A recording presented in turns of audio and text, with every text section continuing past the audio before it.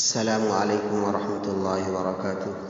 نحمدہ ونصلی علی رسولہ الکریم اما بعد۔ محترم بزرگوں اور عزیز دینی و ایمانی بھائیوں اور دوستوں، حدیث مبارکہ سماعت فرمائے جس کا عنوان ہے افطار کے لیے کیا چیز بہتر ہے، یعنی کس چیز سے روزہ افطار کرنا اولا اور افضل ہے۔ عن سلمان بن عامر قال قال رسول اللہ صلی اللہ علیہ وسلم اذا كان احدكم صائما فليفطر على التمر فإن لم يجد التمر فعلى الماء فإن الماء طهور۔ حضرت سلمان بن عامر سے روایت ہے کہ رسول اللہ صلی اللہ علیہ وسلم نے فرمایا، جب تم میں سے کسی کا روزہ ہو تو وہ کھجور سے افطار کرے، اگر کھجور نہ پائے تو پھر پانی ہی سے افطار کرے، اس لیے کہ پانی کو اللہ تعالیٰ نے طہور بنایا ہے۔ لہذا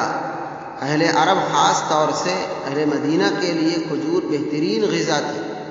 اور سہل الحصول یعنی آسانی سے ملنے والی اور ارزاں یعنی سستی بھی تھی کہ غربا اور فقراء بھی اس کو کھاتے تھے،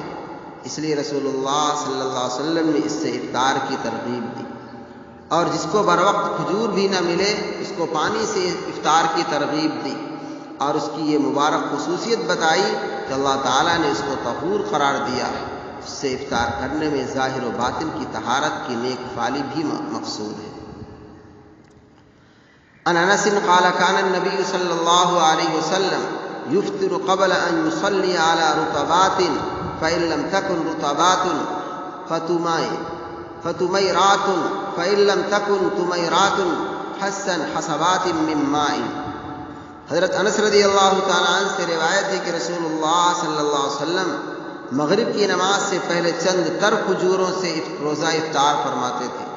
اگر تر کھجوریں بر وقت موجود نہ ہوتی تو خشک کھجوروں سے افطار فرماتے تھے،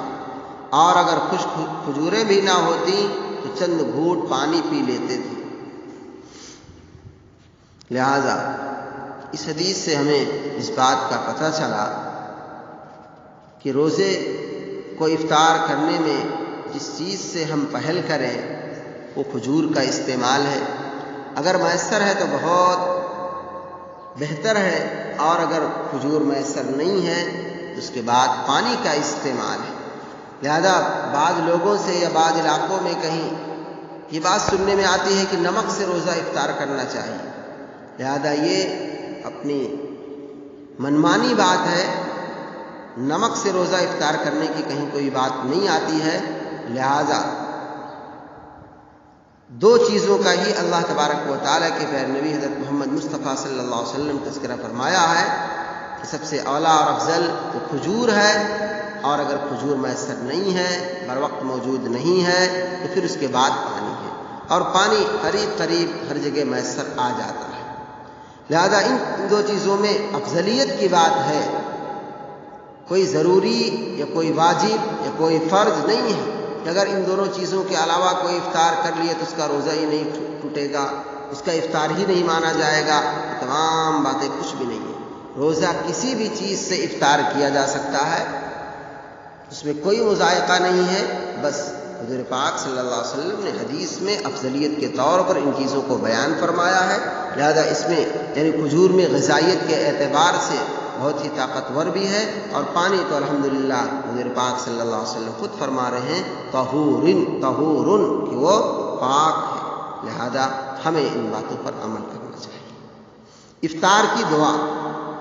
عن معاذ بن زہرة انه بلغه ان النبي صلی اللہ علیہ وسلم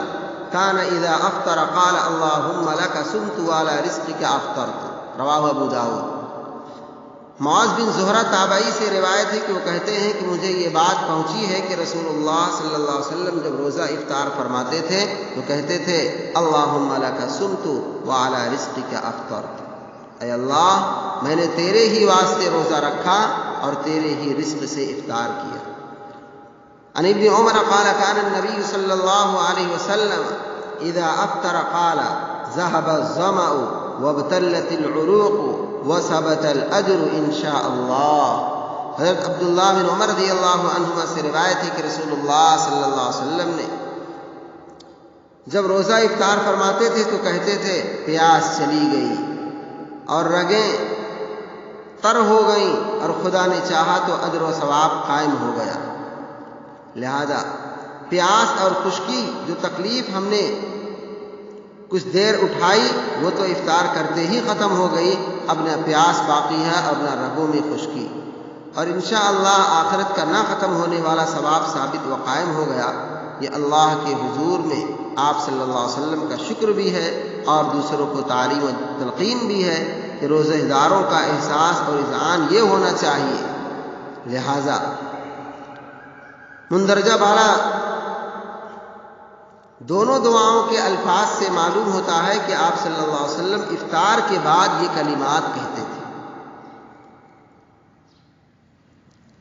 بعض روایات میں ہے کہ رسول اللہ صلی اللہ علیہ وسلم افطار کے وقت دعا کرتے رہتے تھے، یا واسع الفضل اغفر لی، یا واسع الفضل اغفر لی، یا واسع الفضل اغفر لی،